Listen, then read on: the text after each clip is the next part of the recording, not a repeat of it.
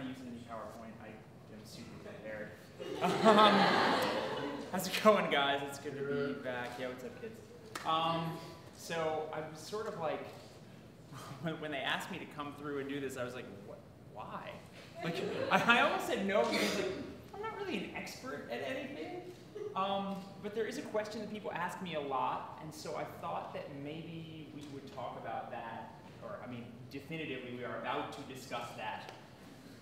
So yeah, I wanted to talk to you guys today about how to be generative, and I know that sounds super vague, but people are always saying to me like, hey dude, like, how did you do that thing? Like, how did you write that song? Or, I hear this one a lot too, I would totally write songs or books or whatever. I'm not, it's not in me. And I don't believe that. I think that it's probably in all of us somewhere. So I thought that maybe, and I got a little bit too Stuyvesant on it insofar as I made a list.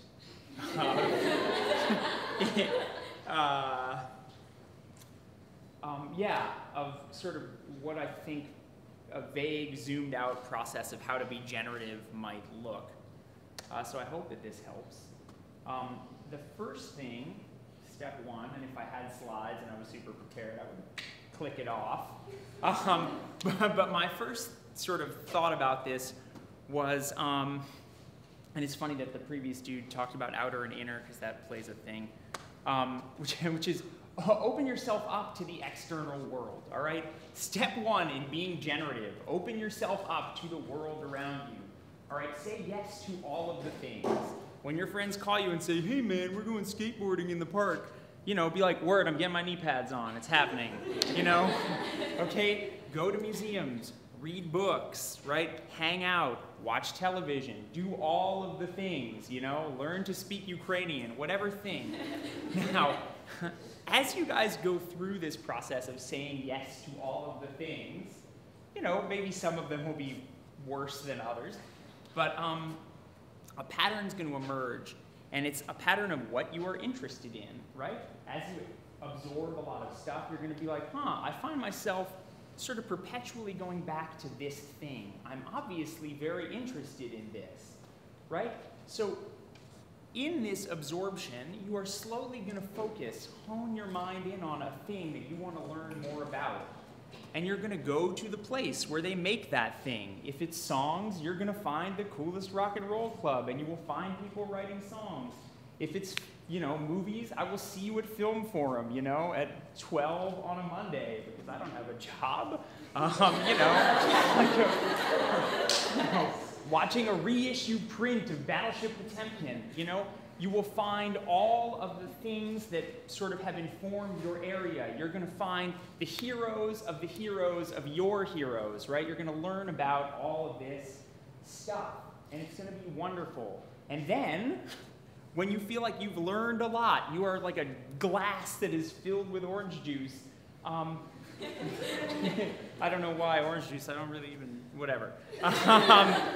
So you're going to get to step two.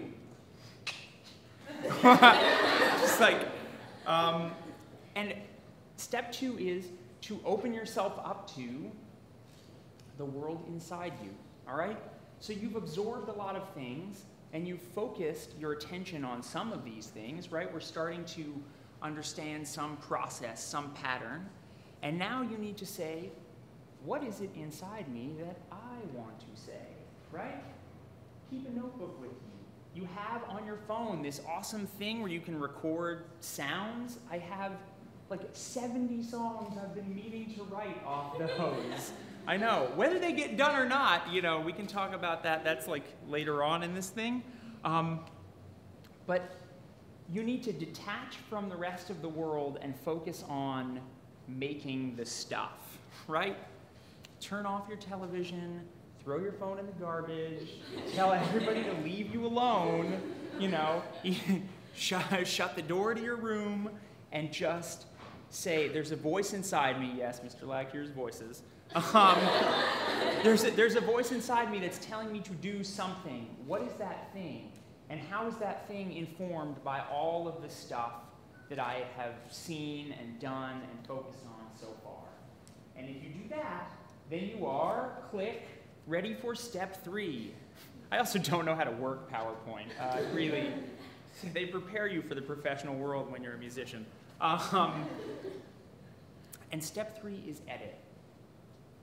Super important.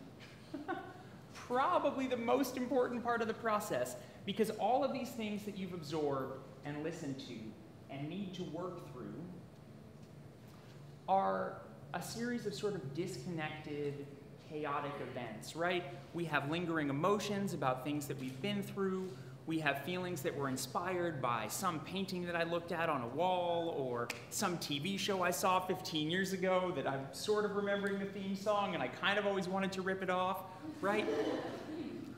So what you're gonna do is, in the editing process, you're gonna give symmetry to that chaos, right? And that's what any good piece of work is. If you're, writing computer software, if you are designing new types of sneakers, you are giving symmetry to chaos. People always ask me about that, like, where does a song come from for you? And I'm like, well, generally, like, some event happened in my life and I didn't deal with it the way I wanted to, and so writing a song is me rewinding the clock and saying, oh, this is the way it actually went, right? And I give symmetry to that chaos so that I can totally be happy about it forever, and that's totally what works. The other part of the editing process is, when you finish a work, when you've generated something, and it doesn't have to be artistic, right? It could be a legal brief, it can be whatever. When you've generated some kind of work, you're going to put it into the world. And when you put it into the world, you are asking others to take time out of their lives to engage with something that you did. And they are doing you a real, beautiful, and wonderful service. And you need to respect that, right? And in respecting that, that means doing your absolute best, asking, why did I want to put this work out into the world? And what do I hope other people will get from it? And is it giving them that thing? Because if I'm asking you to take 2 hours out of your life to watch a movie that I made, or like take 2 minutes out of your life to listen to a song, I better be giving you something back, because you're never getting those 2 minutes. So I hope you come away with more than what you had before you showed up. And I think too often I see, I don't know, maybe I just have a bad attitude. Too often I see, I'll be at a club and I'll see a band play, and I'll just be like, oh, nobody cares about you guys. Like, you're not giving me anything. This is joyless. Goodbye. So, please try to bring a little light to it, as my brilliant father always says. So I'd like to close out. We've gone through it. We opened ourselves up to the world. We got the vocabulary of how to express ourselves. We found the thing that we were interested in. We shut everything out, and we took the time to focus, to hone a craft, to edit it down, to listen to our inner voice, and say, this is the thing I want to express. This is how I want to express it. These are the people I want to see it. The last thing I want you guys to know is that you will fail. And it's a total drag. And I don't mean like, oh, I failed because I forgot to put together a PowerPoint presentation or something like that. I mean like the real scary, oh, I'm 26 years old and I'm being evicted from my apartment and I'm going to be a substitute teacher at my old high school for the rest of my life, Which, you all saw me through that challenge for about 6 years. So, yeah, you're going to fail, and it's going to be really not good. And when I get to that place, when I'm like, oh, nothing matters, and everything's meaningless, and my breakfast was cookies over the garbage, when you get to that place, at least my meditation, or it's just a terrible thing to say, what I tell myself is, I don't want the last thing I did to be my defining thing. Like, if I go out on this note, if this is the last song I play, people are going to be like, oh, he was great, but he really fell off. So, don't let the last failure you had define you. Yeah, and thank you guys so much. You're all rad.